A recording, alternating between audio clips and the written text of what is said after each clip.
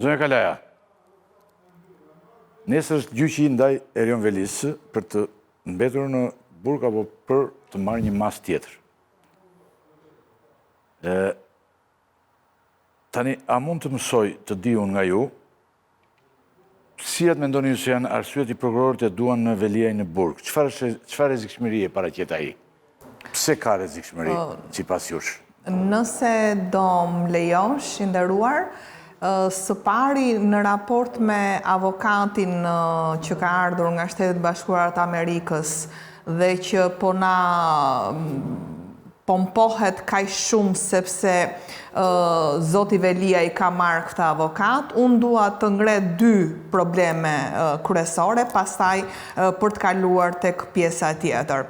Së pari nga aspekti formal procedurial, jurisprudenca shqiptare nuk lejon dot që një avokat i huaj të marrë pjesë në një proces aq më shumë penal nëse nuk njihet licenca në territorin e Republikës së Shqipërisë.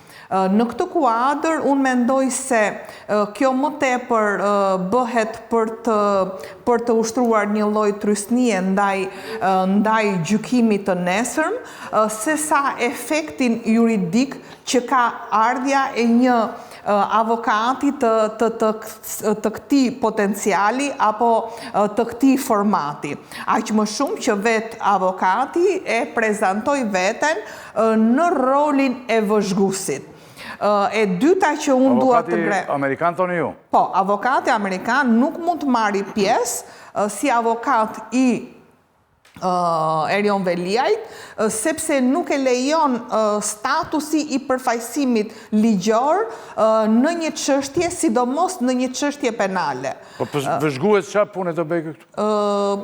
Prandaj thash, duke qenë unë mendoj se duke qenë në tagrin e një vëzhguesi apo të një konsulenti që mund të jetë zyra e tij, mendoj se më shumë bëhet kjo buja e presioni publik apo mediatik, se sa ka efektet ligjore të përfaqësimit në një proces aq më shumë penal. Ajo që mua më bën përshtypje, dua ta them këtë në fakt, është fakti se nëse sipas publikimit që ka bërë deputeti Petrit Vasili dhe deputetja Erisa Xhixho, prej më shumë se 3 javësh apo 1 muaj, kërkojnë takim me zotin Meta, takim i cili nuk i mundsohet, më falni, dhe nga ana tjetër na bën shumë përshtypje se si organizohet takimi midis Erion Veliajt dhe avokatit i cili sapo ka ardhur sot nga Shtetet Bashkuara të Amerikës. Për të kthyer tek pyetja që sapo më bëre i nderuar zoti Rakipi, unë mendoj se nesër nuk ka asnjë lloj mundësie ligjore për lehtësimin e masës ndaj Erion Veliajt. Këtë e shikoj në 2 aspekte. Së pari, Erion Veliaj përpara se të merrej masa e sigurimit personal, në mbledhjen e Këshillit Bashkiak ka bërë një deklaratë shumë të rrezikshme, po që për mua është një nga ato momentet për cilat edhe Spaku ka kërkuar masën e arrestit në burg, sepse deklaroi që është interesuar për kallëzuesin Nesti Angoni në gjendjen civile dhe ka deklaruar se Nesti Angoni nuk ekziston. Vetëm kjo deklaratë në aspektin ligjor është një mënyrë se si për ta fshehur, për ta intimiduar, po. Patjetër, por është dhe një mundësi se si në perspektivë ky person mund të intimidojë dëshmitarët dhe është një rrezik serioz për intimidimin e dëshmitarëve dhe pozicioni publik që ka patur përpara arrestimit ka një potencial të rrezikshëm. Jemi do vjojmë të jemi edhe më pas bashkë. Po, të lidhem një moment me avokatin. Unë mendoj që kjo është arsyeja kryesore për cilën nuk do ketë lehtësim mase. Nuk do ketë lehtësim mase, është kjo arsyeja kryesore të ju? Po. për cilën unë fakt kam depozituar dhe një kallëzim penal të nesërmen e deklaratës së këtij fakti. Jam shumë dakord. Po, që ti je dakord, duhet të dalësh të shfaqet të të japin. Jam shumë dakord me parafolsin, edhe unë mendoj që se ju flisin tani si përfaqësues e partie që je dakord. Të gjithë çdo thonë, ja do kem atë klosin unë që do vi edhe ai jam dakord ose s'jam dakord. Se njerëzit e partisë edhe kështu flasin. Nuk bëj pjesë ka ato njerëzit që bie dakord kollaj. Po edhe flamuri juaj, kështu ta. Jo, nuk unë flas për vete. Mjef shumë mirë dhe nuk bie dakord kollaj nëse nuk bindem. Referuar vetëm nga pikpamja ligjore, unë nuk mendoj se nesër do ketë ndryshim të masës. Së pari sepse realisht Erion Veliaj i plotëson të gjitha kriteret për të mos sa ndryshuar masën, madje ai përbën një rrezik shumë serioz nëse do kemi një ndryshim mase, qoftë në ato të arrestit të shtëpisë. Po pse përbën rrezik? Po sepse thash e ka treguar me prova që ka kërkuar kallëzuesin për ta intimiduar. Deklarata e tij, po. Intimidimi në mënyrë publike i prokurorit dhe i gjyqtarit të shkallës parë tregon që ai nuk ka rezerva për të bërë intimidimin në mënyrë publike ndaj dy figurave që kanë në dorë çështjen e tij dhe në mënyrë deduktive ne themi imagjino çfarë mund të bëjë ky person në mënyrë të fshehtë. Intimidimi që i ka bërë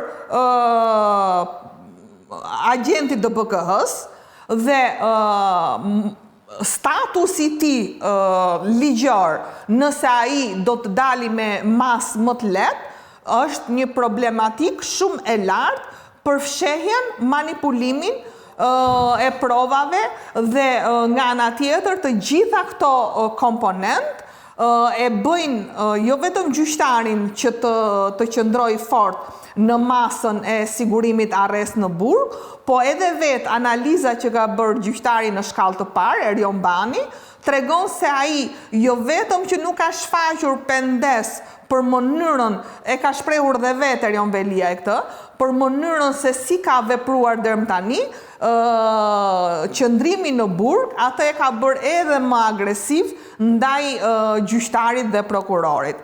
Nga ana tjetër, unë fakt dua ta cek pak aty ku e përmendi dhe zoti Abilekaj, i nderuar Ylli, në momentin që një i paraburgosur nuk ka vendim të formës prerë, çdo gjë që lidhet me të drejtat procedurale të këtij të paraburgosuri kalojnë për vendimarrje tek prokurori.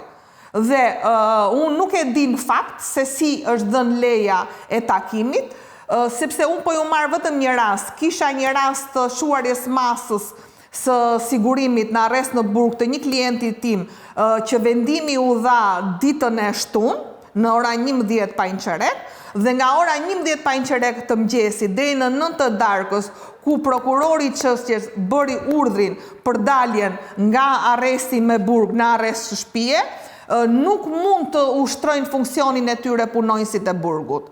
Pra, në rastin konkret, mu më duket shumë e çuditshme se si shkojnë në dyert e burgjeve, futen në takime vllai, familjar, avokati i ardhur nga Amerika, ndërkohë që nesër se tani ka një problem këtu, se dhe ju lidhje keni me këtë punë në Amerikës. Amerika këtu sipas Trumpi që ka ardhur tani, po lexohet sipas nevojave që kanë njerëzit. Doktori ka nevojën, ja një sekond. Doktori ka nevojën për heqjen e non grade se këto La Civita ka ardhur këtu, tani ka ardhur avokati Erionit. La Civita ka bërë, se tani Trumpi lëshon shumë njerëz në për. Do me thënë, po këtë bota ai po e shet, do me thënë Trumpi lëviz shumë gjëra në mënyrë që edhe të pakuptueshme. Edhe mund të se afër Trumpit është dhe ky thonë, ky avokat. Me Partinë Demokratike dhe zotin Berisha dhe ka dalë në mënyrë publike, ka deklaruar. Sot, mënyra se si u shpreh avokati nga Amerika, as nuk foli në emër të Trumpit, as nuk foli në emër të Amerikës, dhe aq më shumë, ne nuk dim se çfarë kontrate ka ky avokat me Erion Veliajn. Thash, nesër në sallën e gjyqit është e ndaluar të jenë edhe personat familjar të Veliajt, përveç avokatëve që kanë prokurorit, gjyqtarit dhe personave për cilët merret në shqyrtim masa e sigurimit personal. Unë thash mënyrën se si e kam analizuar gjithë situatën, por edhe vendimin e shkallës parë të gjyqtarit Erion Bani, mendoj se nesër nuk do ketë asnjë lloj ndryshimi në raport me Pa zëm se është kështu si shtoni ju. Po sikur se të bëjmë tani avokatën e djallit. Se punë avokatës është tani, e kupton, avokati amerikan. Ju si avokate. Djalli tani është prezent kudo, dhe më thënë, në gjithë botën, është shfaqur gjerë djalli. Edhe të bëjmë avokatën e djallit. Doli, çfarë do bëni ju? Unë mendoj se nëse nesër Erion Veliaj do dali, për mua ka rënë sistemi i drejtësisë në mënyrën më absolute dhe ekstreme, dhe në qelin atje, shumë shpejt do shkoj gjyqtari që e lëron. Shkon gjyqtari të atje? Po, mbas 11 majt, siguroj gjithë publikun që do shkoj gjyqtari që e ka lëruar. Ky gjyqtar nuk para shkon se ky i ka kaluar të gjithë. Do ta shikoni shumë shpejt. I ka kaluar, jo, i ka kaluar të gjithë edhe Sajmir Tahirin dhe këta. Unë nuk jam shumë pro asaj, sepse unë mendoj që Sajmir Tahiri nuk u donua, po u falë. Më falni se kam dhe një qik probleme kufjen. Personalisht mendoj jo. Se akuzat, unë shumë mendoj, akuzat që u ngritën për Sajmir Tahirin, grup të strukturuar kriminal dhe trafikim i lëndëve narkotike, duke u donuar vetëm me shpërdorim detyre, mendoj se Sajmir Tahirit i është bërë nder. Ky është këndvështrimi im. Kështu që nuk e shoh. Do me thënë ju nesër keni ide në Zonja Kalaja që nuk ndodh kjo gjë. Unë them që nuk ndodh, nisur jo se do apo s'do gjyqtari, por unë mendoj se dosja është e kopsitur, vendimi i shkallës parë është një vendim që duhet merret në konsiderat dhe mendoj se është një vendim i cili edhe duhet të studiohet si literaturë në shkollën e magjistraturës. Nga ana tjetër, ky është këndvështrimi im personal, ndryshimet që kanë ndodhur në Shtetet e Bashkuara të Amerikës kanë bërë që të ketë ndryshim qasje qoftë nga SPAK-u, po qoftë dhe nga GKKO-ja, pasi siç e thash, pas 11 majit, të gjitha ato gjyqtarë dhe prokurorë që nuk kanë zbatuar ligjin, do përballen me ligjin. Do përballen me ligjin, thuaj ti, pas ndryshimeve të mëdha që ka ardhur zoti Trump atje. Patjetër, sepse po ta shikoni, nuk ka ndryshim të bazës ligjore, nuk ka ndryshim të strukturës së SPAK-ut dhe GKKO-s, ne shikojmë që kanë marrë ca vendime shumë të rëndësishme, disa vendime në zbatim të ligjit, për cilat unë mendoj se ka të bëjë ndryshimet geopolitike që kanë ndodhur në Amerikë. Zonja Kalaja, unë kam një pyetje të fundit për ju.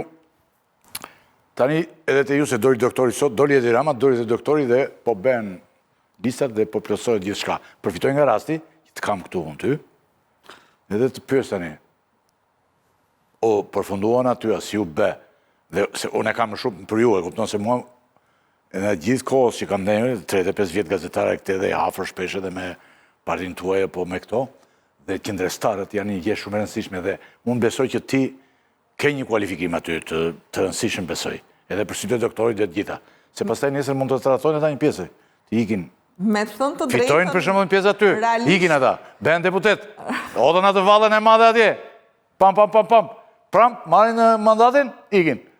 Ti tani je mirë aty, apo se, unë nuk besoj se me ty do gaboj doktori, se ai do t'i zgjedh tani. Nuk e kam informacionin, për qenë e sinqert, nuk jam as hipokrite që të them që nuk e dua të vëm, nuk është se kam patur qëllim që të kem këtë pikë synim, por mendoj se më e rëndësishme se çdo gjë është fitoria me 11 maj. Pastaj mbas 11 maj çdo gjë do marrë rrugën e vet. Po, edhe njerëzit që do jenë aty se ta zëm se mirë se fitoret duan të gjithaj, po të pyesësh edhe gjuzin dhe inisherin fitore kemi thonë, po nuk fituat. Unë mendoj se është një strategi shumë e mirë. Jo, fitore është e sigur me po larkë qoftu, nuk fituat, ka një gjë. Unë besoj që fitoria është e sigur. Që ju ikin njerëzit, ju ikin ata, që marrin votat aty, dhe doktori duhet të ditë i zgjedh. Opozita do të fitoj këtë betej, dhe unë mendoj se strategjia që ka ndjekur Zoti Berisha në lidhje me koalicionet... Ja dhe koalicionin, ja ku e kemi. është e duhura pa përmendur X-in apo Y-in, çdo vot opozitare është mirë që tjetë në thesin e madh të opozitës, sepse vetëm kështu ne mund ta heqim Ramën, dhe Rama në fakt këtë strategji më falni se kam një problem me këtë kufjen. Edhe trembur duken me sa vëre unë, me këtë koalicion ka i gjerë, trembur duken të majtët, të mengjërët, me që kam konstatuar deri tani. Po, mua më duket se Rama po pregatit ikjen e ti dhe deklarata e sotme e ti, nuk është gjë tjetër, përveç faktit që vazhdoj të qëndroj atit mendimi që kam thënë, që çështja me Gonigal në raport me Edi Ramën nuk është mbyllur dhe ai shumë shpejt do përgjigjet përpara ligjit në Shtetet Bashkuara të Amerikës. Atëherë unë falenderoj shumë që na ndihmove në mbrëmjen e sotme, ishte kënaqësi. Është gjithmonë kënaqësi për mua. Doktori ta ketë dhënë firmën aty pa hezitim, pa gjë, sepse një nga njerëzit që unë jam i bindur që nuk kryen aktin e tradhtisë jeti. Dhe do mbet qefi shumë, se më vërtet do mbet qefi shumë nëse... E vlerësoj shumë.